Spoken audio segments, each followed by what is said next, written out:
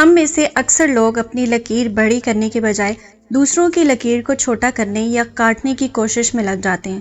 ہم سوچتے ہیں کہ اگر میں اس مقام تک نہیں پہنچ سکا تو اسے بھی وہاں نہیں ہونا چاہیے، اسے نیچے گرا دو، اس کی ٹانگ کھینچو، اس کی برائیاں کرو تاکہ یہ بھی میرے برابر آ جائے۔ لیکن سچ بتائیں، کیا کسی دوسرے کو نیچے گرا کر آپ کبھی اوپر اٹھ پائیں گے؟ کیا کسی کی بربادی سے آپ کی اپنی زندگی میں کوئی بہار آئی ہے؟ کیا کسی کی بربادی سے آپ کی زندگی میں کوئی بہار آئی ہے؟ السلام علیکم مائی یوٹیوب فیملی، ہوپفلی آپ سب لوگ بالکل ٹھیک ٹھاک ہوں گے۔ الحمدللہ سے میں بھی بالکل ٹھیک ہوں۔ آج کی اس ویڈیو میں ہم بات کریں گے کہ کیوں لوگوں کی ٹانگیں کھینچنا دراصل آپ کی اپنی ناکامی کا سب سے بڑا اعتراف ہے، اور کیسے ہم اس نیگیٹو سوچ سے نکل کر سیلف امپروومنٹ کی طرف جا سکتے ہیں۔ آئیں ذرا اپنے ارد گرد نظر دوڑاتے ہیں۔ یہ چیز ہمیں اپنے گھروں میں، دوستوں کے حلقے میں، اور خاص طور پر ہمارے دفاتر میں اور جابس میں نظر آتی ہیں۔ سائنسدان کہتے ہیں کہ اگر آپ ایک بالٹی میں بہت سارے کیکڑے ڈال دیں تو آپ کو بالٹی پر ڈھکن رکھنے کی ضرورت نہیں پڑتی۔ کیوں؟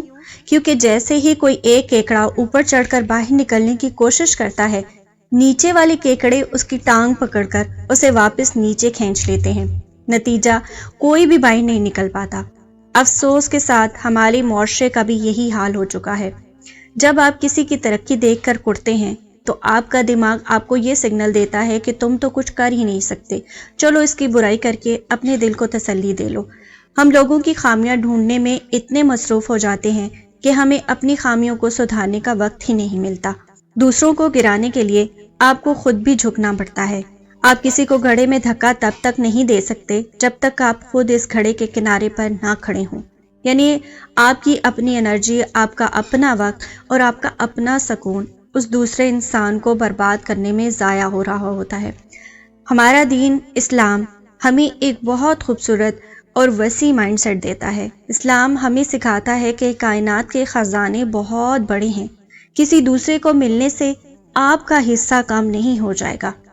ہمارے پیارے نبی صلی اللہ علیہ وآلہ وسلم نے فرمایا، حسد سے بچو، کیونکہ حسد نیکیوں کو اس طرح کھا جاتا ہے جیسے آگ سوکھی لکڑی کو کھا جاتی ہے۔ سوچیں، آپ دن رات محنت کر کے نمازیں پڑھیں، اچھے کام کریں، اور صرف اس لیے وہ سب ضائع کر دیں کہ آپ کو کسی کی کامیابی ہضم نہیں ہو رہی تھی۔ یہ کتنا بڑا خسارہ ہے۔ نبی کریم صلی اللہ علیہ وآلہ وسلم کا ایک اور کمال کا فرمان ہے، تم میں سے کوئی اس وقت تک مومن نہیں ہو سکتا جب تک وہ اپنے بھائی کے لیے بھی وہی پسند نہ کرے جو وہ اپنے لیے پسند کرتا ہے۔ ایک سچی سیلف امپروومنٹ یہ ہے کہ جب آپ کسی کو کامیاب دیکھیں تو آپ کے دل سے دعا نکلے کہ یا اللہ اسے مزید دے اور اس کے صدقے مجھے بھی عطا کر۔ جب آپ دوسروں کی خوشی میں خوش ہونا سیکھ جاتے ہیں نا، تو اللہ آپ کے لیے وہ راستے کھولتا ہے جو آپ کی سوچ میں بھی نہیں ہوتے۔ قرآن پاک میں صاف لکھا ہے کہ عزت اور ذلت، عروج اور زوال سب اللہ کے ہاتھ میں ہے۔ آپ کسی کی جتنی مرضی غیبت کر لیں، جتنی مرضی ٹانگیں کھینچ لیں، جو اللہ نے اس کے نصیب میں لکھ دیا ہے وہ اسے مل کر رہے گا۔ تو پھر قدرت کے فیصلوں سے لڑنا کیسا؟